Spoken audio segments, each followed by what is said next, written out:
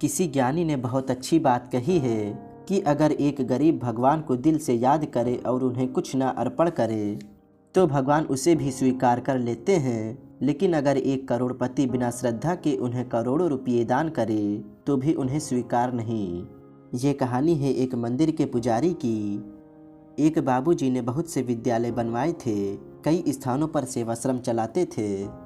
दान करते करते उन्होंने अपना लगभग सारा धन खर्च कर दिया था। बहुत सी संस्थाओं को वह सदा दान देते थे, अखबारों में उनका नाम छपता था।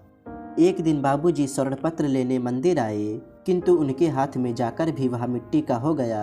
पुजारी ने उनसे कहा, आप पद मान या यश के लोभ से दान करते जान पड़ते हैं, नाम की इच्छा से होने वाला दान सच्चा दान नहीं है।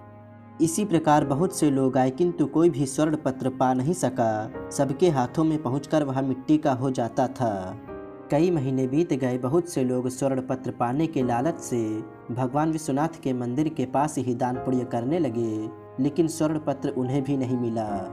एक दिन एक बूढ़ा किसान भगवान विश्वनाथ के दर्शन करने आया।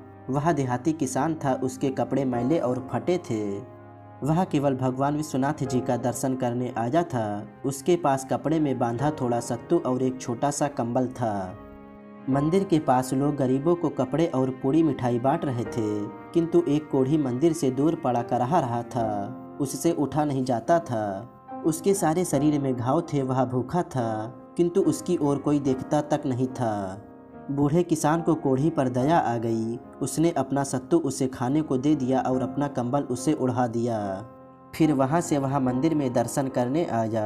मंदिर के पुजारी ने अब नियम बना लिया था कि सोमवार को जितने यात्री दर्शन करने आते थे, सबके हाथ में एक बार वह स्वर्ण पत्र रखते थे। बूढ़ा किसान जब विश्वनाथ जी का दर्शन करके मंदिर से निकला, पुजारी ने स्वर्ण पत्र उसके हाथ में रख दिया। उसके हाथ में जाते ही स्वर्णपत्र में जड़े रत्न दुगने प्रकाश से चमकने लगे। सब लोग बूढ़े की प्रशंसा करने लगे। पुजारी ने कहा, यह स्वर्णपत्र तुम्हें विश्वनाथ जी ने दिया है।